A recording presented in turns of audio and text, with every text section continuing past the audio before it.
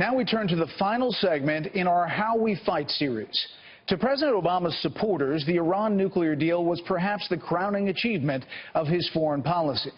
To critics, it is an ongoing disaster that our military and our country, they say, will pay for in the future. An examination of those competing views in tonight's report. In response to an attempt by the Senate to have a say in the Iran nuclear deal, the president set up what became known as the anti-war room to promote the pact. That effort was led by one of his top aides, Ben Rhodes.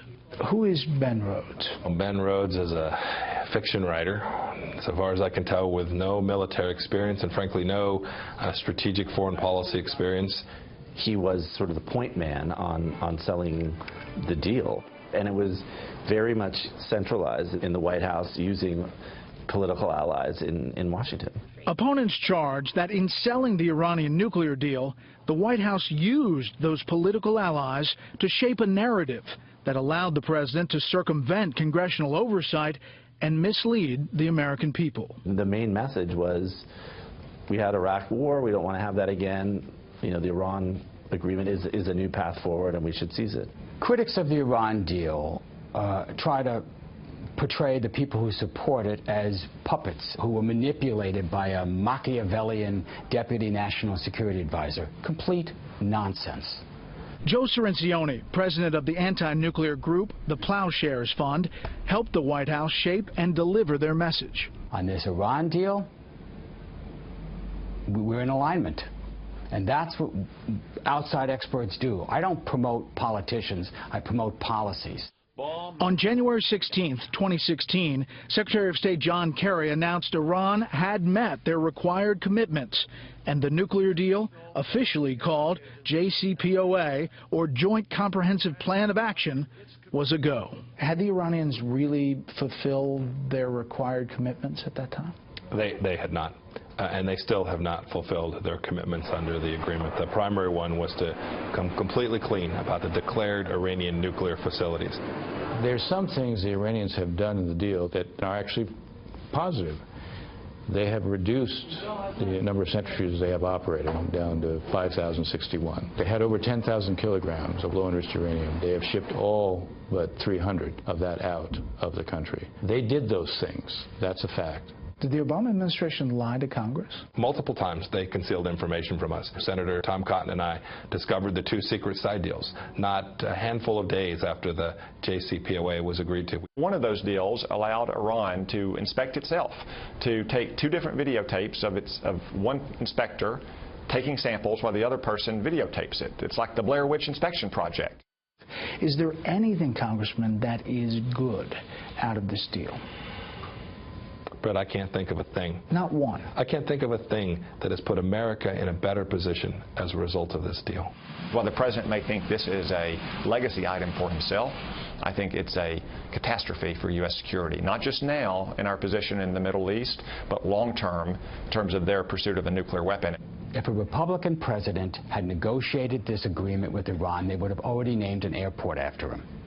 This was a deal that shrink-wraps Iran's nuclear program, so it's not going to threaten us for at least 15 years. It's been reported that President Obama suggested numerous times that by doing this deal, that Iran would eventually moderate its non-nuclear behavior. Do you think that's happened? Just the opposite. Every single action the Iranians have taken has been bolder and starker than the ones they took before the agreement. Has the support for Hezbollah or Hamas dropped off at all? Not at all. Modified? None. If anything, greater. Support for Bashar al-Assad changed? None. Military alliance with Putin's Russia been moderated? Stronger. Leon Panetta, President Obama's Secretary of Defense from 2011 to 2013, largely supports the president's Iran nuclear deal, but says the president's policy lacks one crucial ingredient. What is missing is that larger strategy of containing Iran and making very clear that even though we've negotiated this agreement, we are not going to allow Iran to be able to exert their influence in that region. You have to deal with them from a position of strength, not from a position of weakness. And there are those who believe that without that American-led containment strategy, a Middle Eastern war is all but inevitable. President Obama has said since the nuclear deal was finalized that he believes that Saudi Arabia and other countries in the Middle East will have to share the region with Iran, and he called for what he said would be a cold peace. Unfortunately, I suspect it's more likely to be a hot war. Many fear that hot war may involve the kinds of weapons the president spent more than 7 years trying to control. It's not going to go nuclear immediately, but it's going to go nuclear inside a 10-year time frame. And anybody who regards Iran as a threat, think Saudi Arabia, is going to want to be ready for that nuclear Iran when it arrives.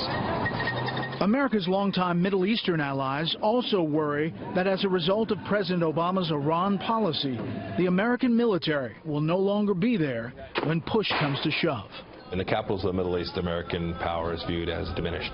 It's not that our soldiers, sailors, and airmen aren't just as good, but our willingness is being questioned in every capital throughout the Middle East. America's willingness was questioned yet again when it was revealed that Iran hadn't just seized and humiliated American sailors, but they'd also detained 4 American civilians who were released the same day the administration gave the Iranians $400 million in cash. We do not pay ransom for hostages. The president's adamant that they did not pay cash ransom for American hostages. But what was that? It was ransom, and the American people know it. President Obama has made very bad decisions for the last 8 years, and it's empowered our enemies like Iran, and it's weakened the United States. That concludes our How We Fight series, but you can be sure we'll continue to cover the armed forces and the great Americans who fill its ranks. They're all volunteers. Their service and sacrifice are something we as a country must always cherish.